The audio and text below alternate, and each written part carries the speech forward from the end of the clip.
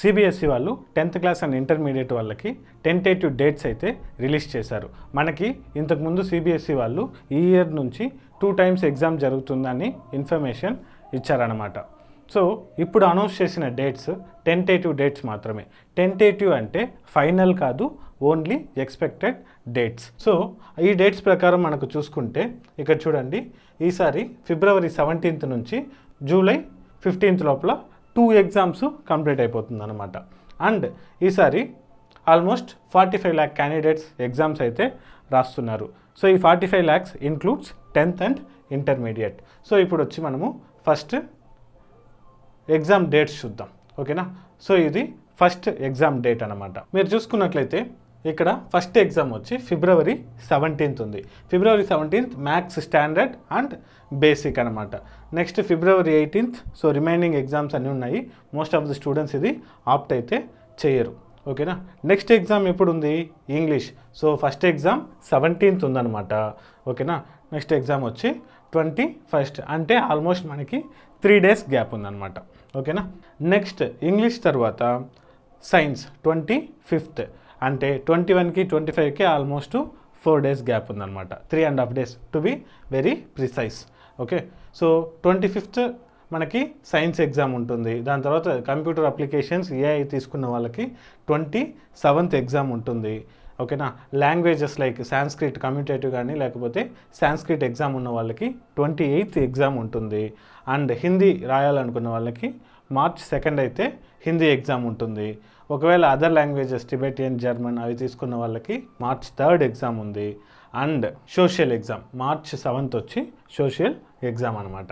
So ఈ విధంగా చూసుకుంటే ప్రతి ఒక్క ఎగ్జామ్స్కి ఆల్మోస్ట్ మనకి 3.5 to 4 days అయితే గ్యాప్ అనేది ఉంటుంది. సో కొంచెం బాగా ప్రిపేర్ అవ్వచ్చు. అండ్ తెలుగు రాయాలి అనుకున్న వాళ్ళకి 9th తెలుగు ఎగ్జామ్ అనమాట. అంటే తెలుగు ఎగ్జామ్కి ఓన్లీ 1.5 day మాత్రమే గ్యాప్ ఉంటుంది.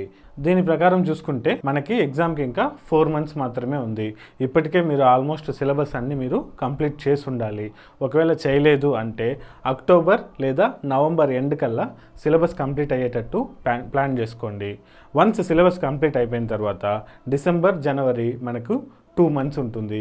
ఈ 2 monthsలో 1 month కంప్లీట్గా రివిజన్కి అలొకేట్ చేయండి. అండ్ జనవరిలో మొత్తం మీరు ఏం చేయాలంటే previous year question papers plus sample papers అనేది సాల్వ్ చేయడం స్టార్ట్ చేయాలి.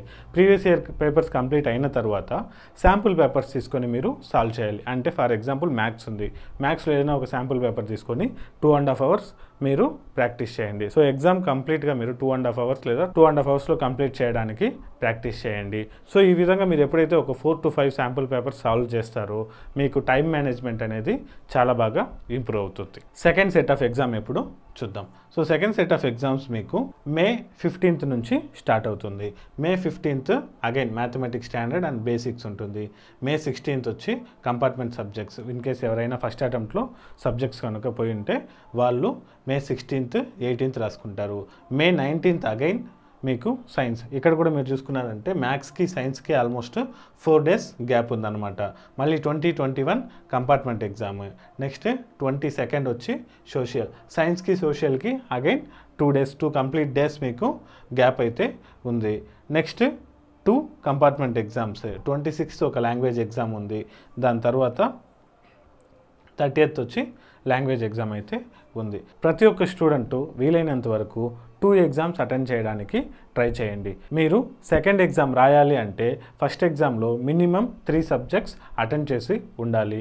And at the same time 75% attendance ఉన్న వాళ్ళని మాత్రమే సిబిఎస్ఈ వాళ్ళు ఎగ్జామ్కి అలో చేస్తారు. సో ఈ పాయింట్స్ అన్నీ గుర్తుపెట్టుకోండి, బాగా ప్రిపేర్ అవ్వండి, ఎగ్జామ్లో మంచి మార్క్స్ తెచ్చుకోండి. ఈ వీడియో మీకు నచ్చినట్లయితే లైక్ చేయండి, యూస్ఫుల్ అనిపిస్తే మీ ఫ్రెండ్స్ అందరికీ షేర్ చేయండి. 10th క్లాస్కి సంబంధించి మరిన్ని వివరాల కోసం మా ఛానల్ని సబ్స్క్రైబ్ చేసుకోండి.